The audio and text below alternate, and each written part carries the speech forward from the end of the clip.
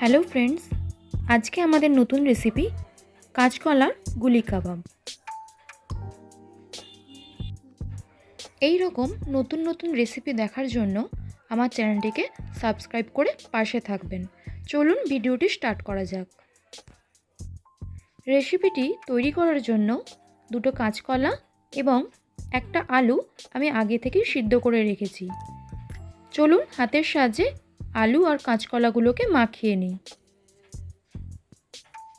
আমার মাখানো কমপ্লিট হয়ে গেছে। এবারে আমি কিছু উপকরণ অ্যাড করব। একটু ধনেপাতা কুচি, একটা মিডিয়াম সাইজের পেঁয়াজ কুচি এবং দুটো কাঁচা লঙ্কা কুচি অ্যাড করেছি। আপনারা চাইলে আপনাদের পছন্দ মতো ঝাল কম বেশি দিতে পারেন। এরপরে আমি ছোট চামচের 2 চামচ চালের গুঁড়ি অ্যাড করেছি। 2 চামচ কর্নফ্লাওয়ার দিয়েছি। 1 চামচ চাট মশলা দিয়েছি। সামান্য পরিমাণে কালারিংয়ের জন্য হলুদ গুঁড়ো দেব। সামান্য লঙ্কা গুঁড়ো, যেহেতু আমি কাঁচা লঙ্কা অ্যাড করেছি তাই সামান্য লঙ্কা গুঁড়ো দিয়েছি। ছোট চামচের 1 চামচ জিরে গুঁড়ো দিয়েছি। সবশেষে জোয়ান দিয়েছি। আর পরিমাণ মতো একটু লবণ অ্যাড করব।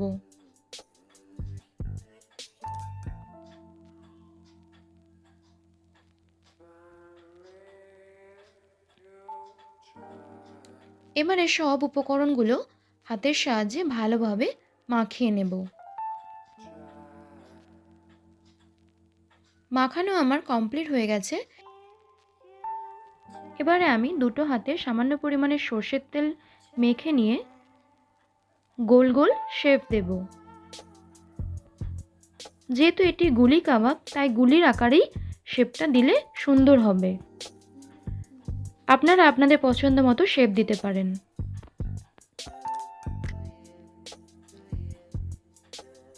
এই রকম ভাবে আমি সব গুলি কাবাবগুলো রেডি করে নেব। আমার সব গুলি কাবাবগুলো রেডি হয়ে গেছে।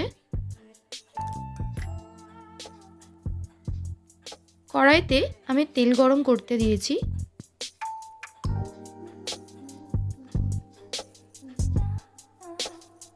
তেল গরম হয়ে গেলে একটা একটা করে কাবাবগুলো তেলের মধ্যে ফ্রাই করে নেব।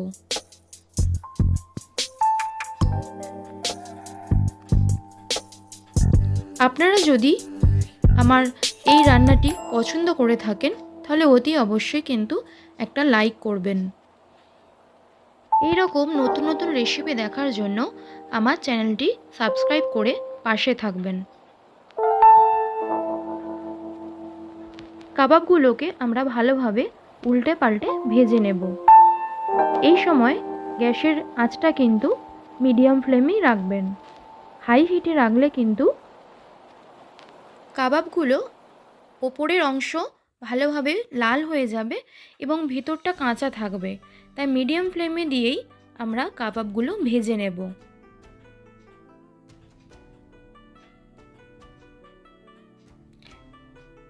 দেখতেই পাচ্ছেন লাল লাল করে আমরা কাবাবগুলোকে ভেজে নিয়েছি। এই রেসিপিটি যদি আপনাদের ভালো লেগে থাকে অতি অবশ্যই আপনারা আপনাদের বন্ধুদের সঙ্গে শেয়ার করতে পারেন। আপনারা এটি বানিয়ে দেখতে পারেন। কাবাবগুলো ভাজা হয়ে গেছে। এবারে তুলে আমি একটি পাত্রে রেখে দেব। আপনারা এটি ইভিনিং স্ন্যাক্স হিসেবে ব্যবহার করতে পারেন। এটি চা কফি সবার সঙ্গে খুব ভালো যাবে। ভিডিওটি দেখার জন্য অনেক ধন্যবাদ। আবার দেখা হবে অন্য একটি রেসিপি নিয়ে।